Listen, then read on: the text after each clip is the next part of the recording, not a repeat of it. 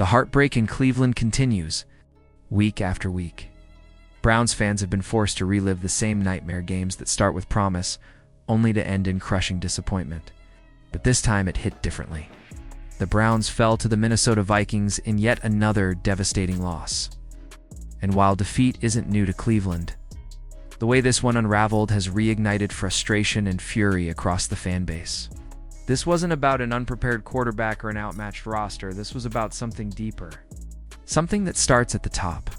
Kevin Stefanski, the man trusted to lead this team, is now facing a storm of criticism, and the noise surrounding his future is growing louder by the day. For a brief moment, hope filled the stadium.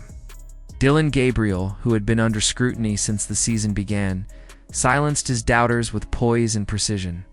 2 stunning touchdowns. Sharp passes. Confident execution. The Browns surged ahead early, and for once, fans believed they were witnessing a turning point, a glimpse of the team they'd been promised. The offense was finally clicking. The energy was electric. It felt as though Cleveland had finally found the spark to ignite a season turnaround. But just as quickly as that hope appeared, it vanished. The lead that felt secure began to slip away, and in the cruelest twist, the Browns once again watched victory dissolve in the final moments. The defense, once hailed as Cleveland's greatest strength, couldn't hold its ground when it mattered most. The momentum shifted, and the Vikings took full advantage. Still, for many, the blame didn't rest solely on the players. Fans and analysts alike pointed to one man, Kevin Stefanski. His questionable play calling, his inability to adjust mid-game, and his seemingly passive approach in crunch time have become recurring themes in Cleveland's string of heartbreaks. When the Browns needed their leader to step up to make the bold call, to rally the team, he didn't. And that pattern, week after week, has pushed fans to their breaking point. It wasn't just one bad decision or one misread play. It was the slow unraveling of confidence. As the game wore on, Gabriel began to lose his rhythm, missing throws he had nailed earlier in the game. Drives stalled, and the energy that once fueled the offense evaporated. Meanwhile, on defense, blown coverages and poor positioning turned what could have been key stops into costly breakdowns. But perhaps the biggest collapse came not on the field, but on the sidelines. Stefanski's play calling went from bold to cautious. Instead of staying aggressive and keeping Minnesota on the back foot, the Browns retreated, playing not to lose, and in the NFL, that's a dangerous mindset. By the fourth quarter, the writing was on the wall. Cleveland had just one first down in the entire final frame. 1. The same fans who had been cheering Gabriel's heroics earlier now sat in stunned silence, watching yet another winnable game slip through their fingers. When the final whistle blew, it was déjà vu all over again. And as the commentators began dissecting what went wrong, the consensus was brutally clear. This loss falls squarely on Kevin Stefanski, local insider. Darrell Butler didn't mince words. In his post-game analysis, he tore into the coaching staff, calling the fourth quarter a disaster of leadership.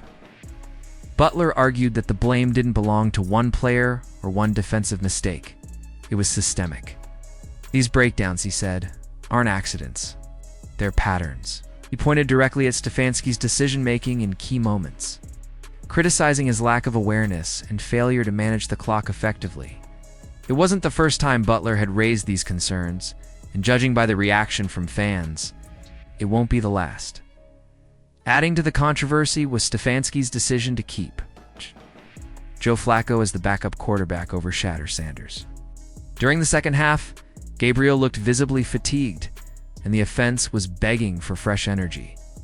Many believed this was the perfect opportunity to give Shedeur a shot to let the young quarterback bring life to a team that desperately needed it.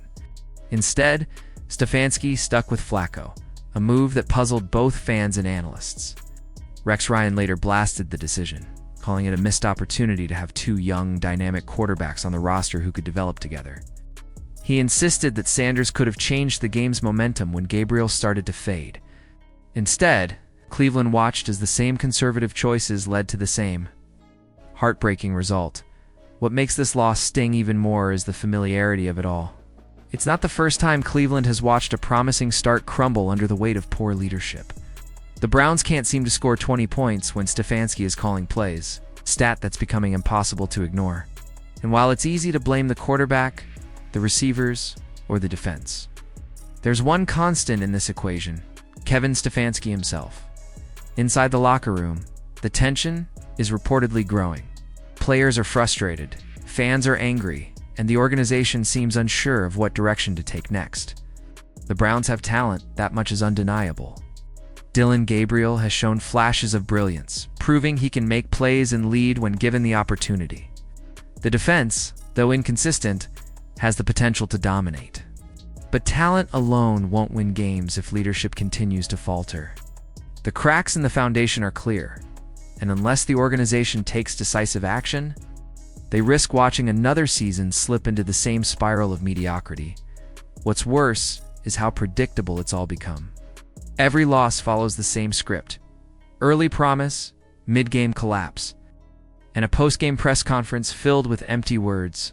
Stefanski's inability to adapt or evolve is dragging down a team that should be competing for playoff contention. And as the pressure mounts, so does the demand for accountability.